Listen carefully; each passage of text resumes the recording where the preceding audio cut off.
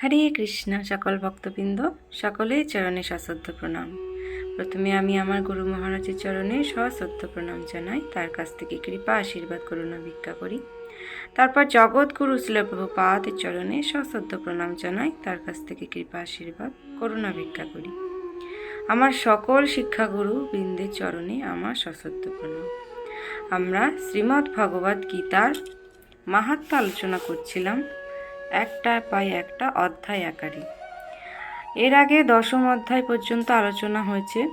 আজকে একাদশ অধ্যায়ের মাহাত্ম্য আলোচনা করা হবে। আমরা সবাই জানি একাদশ অধ্যায়ের নাম বিশ্বরূপ দর্শন যোগ। এটি একটি ভীষণ গুরুত্বপূর্ণ অধ্যায়। তো এই অধ্যায়ের মাহাত্ম্যটা পদ্মপুরাণে কি উল্লেখিত আছে তা গল্প আকারে আমি এখন আলোচনা করব। সকলে মন দিয়ে শুনুন, আশা করছি ভালো লাগবে। হরে কৃষ্ণ।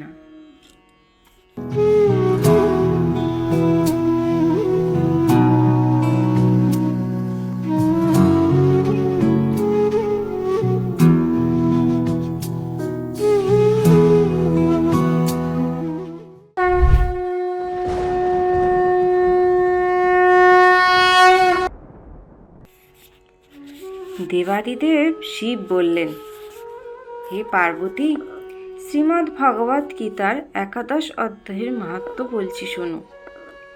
এটার সম্পূর্ণ মাহাত্ম্য বর্ণনা করা সম্ভব নয়, কারণ হাজার হাজার কাহিনী আছে এখানে। তার মধ্যে মাত্র একটি কাহিনীর কথা আমি তোমাকে এখন বলবো। সেটি হলো, প্রণীতা নদীর তীরে মেঘঙ্কর নামে একটি বড় শহরে জগদীশ্বরের মন্দির অবস্থিত। মন্দিরে ধনুক হাতে স্বয়ং জগদীশ্বর দণ্ডায়মান। মেঘঙ্করের সুনন্দ নামে আজীবন ব্রহ্মচারী ব্রত উদযাপনকারী এক শুদ্ধচারী ব্রাহ্মণ ছিলেন। জগদীশ্বরের সামনে বসে সুনন্দ শ্রীমদ্ ভগবদ্ গীতার একাদশ অধ্যায় পাঠ করতেন এবং ভগবানের শাশ্বত সনাতন রূপের স্মরণ করতেন। এই একাদশ অধ্যায় পাঠের ফলে তিনি তার ইন্দ্রিয়ের উপর সম্পূর্ণ নিয়ন্ত্রণ অর্জন করলেন এবং ভগবান জগদীশ্বরকে অবিরাম স্মরণ করতে সক্ষম হলেন। একদা সেই শুদ্ধচারী ব্রাহ্মণ সুনন্দ গোদাবরী নদীর তীরে তীর্থ পর্যটনে বার হলেন। বিরাজ তীর্থ থেকে শুরু করে তিনি সকল তীর্থই ভ্রমণ করলেন এবং সব তীর্থই স্নান করে অধিষ্ঠিত বিগ্রহ দর্শন করলেন। একদিন তিনি বিবাহ মণ্ডপ শহরে পৌঁছালেন। সঙ্গীদলকে সঙ্গে নিয়ে তিনি বিশ্রামের স্থান খুঁজতে খুঁজতে শহরের মধ্যস্থলে একটি ধর্মশালা পেয়ে গেলেন এবং সেখানে তারা রাত্রি যাপন করলেন। সকালে ঘুম থেকে উঠে সুনন্দ দেখলেন তার সব সঙ্গীরা তাকে ফেলে চলে গেছে। তাদের খুঁজতে গিয়ে নগরের অধ্যক্ষের সঙ্গে তার সাক্ষাৎ হলো। তখনই নগরাধ্যক্ষ তার পায়ে পড়ে বলল, হে মুনিগণ, আপনার সঙ্গীরা কোথায় গিয়েছে তা আমি বলতে পারবো না, কিন্তু এটা আমি বলতে পারি যে আপনার সমকক্ষ ভক্ত কেউ নেই। আপনার মতো খাঁটি ভক্ত আমি কখনো দেখিনি। হে ব্রাহ্মণ, এই শহরে একবার থাকবার জন্য আপনাকে আমি অনুরোধ করছি। নগরাধ্যক্ষের এই বিনীত অনুনয় শুনে তিনি কিছুদিন সেখানে থাকতে মনস্থ করলেন। সুনন্দের স্বাচ্ছন্দ্যপূর্ণ অবস্থিতির জন্য সব ব্যবস্থাই তিনি করলেন এবং নিজে রাত্রি দিন তার সেবায় নিযুক্ত থাকলেন। 8 দিবস অতিক্রান্ত হওয়ার পর একদিন ব্রাহ্মণ সুনন্দের কাছে এসে উচ্চস্বরে কাঁদতে কাঁদতে বলল, হে শুদ্ধচারী ব্রাহ্মণ, গতকাল রাতে এক রাক্ষস আমার ছেলেকে ভক্ষণ করেছে। সুনন্দ জিজ্ঞাসা করলেন, সেই রাক্ষস কোথায় থাকে এবং কিভাবে সে তোমার ছেলেকে খেয়ে ফেলল? গ্রামবাসীটি তখন উত্তর করল, এই শহরে এক অতি ভয়ঙ্কর রাক্ষস বাস করে। প্রতিদিন তার ইচ্ছা মতো গ্রামবাসীদের ধরে সে খায়। একদিন আমরা সবাই মিলে তার কাছে আমাদেরকে বাঁচাতে অনুরোধ করলাম।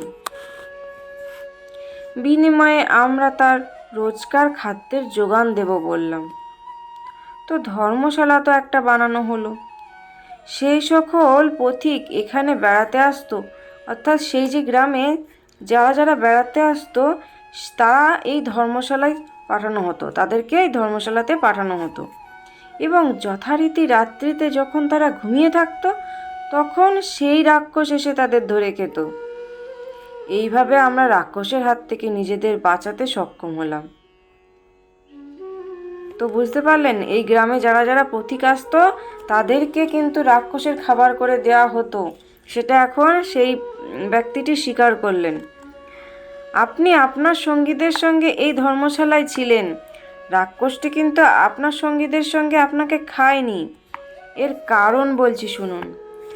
তাহলে বুঝতে পারছেন যে এই যে আমাদের যে শুদ্ধ ব্রাহ্মণ সুনন্দ, তিনি যখন সেই গ্রামে এসেছিলেন, তার যে পথিকরা আরও ছিল, আরও বন্ধুরা, তাদেরকে কিন্তু সেই রাক্ষসরা খেয়ে ফেলেছে এবং শুধুমাত্র এই সুনন্দকে খেতে পারেনি।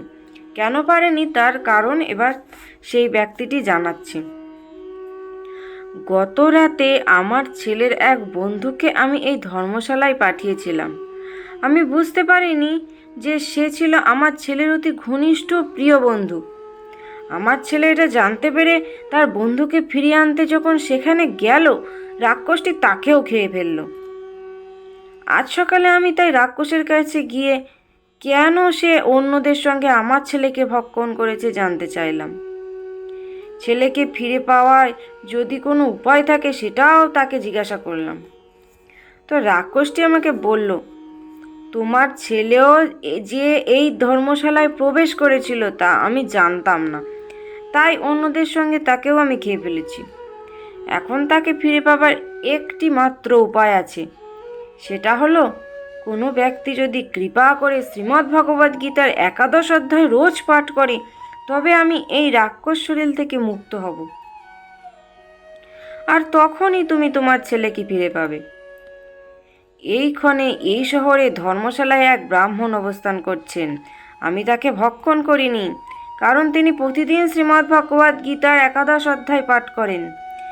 তিনি যদি এই অধ্যায়টি 7 বার পাঠ করে আমার শরীরে জল ছিটিয়ে দেন, তাহলে আমি এই রাক্ষসের অভিশপ্ত দেহ থেকে মুক্ত হব। সুনন্দ গ্রামবাসীটির কাছে জানতে চাইলেন কি পাপ এই ব্যক্তিটি করেছিল যার জন্য এই রাক্ষস শরীর তার লাভ হয়েছে। গ্রামবাসীটি জানালো, বহু পূর্বে এখানে এক কৃষক বাস করত। একদিন সে যখন মাঠ পাহারা দিচ্ছিল, তখন অল্প দূরে সে এক বিরাট শকুন কর্তৃক এক পথচারীকে আক্রান্ত হতে দেখল।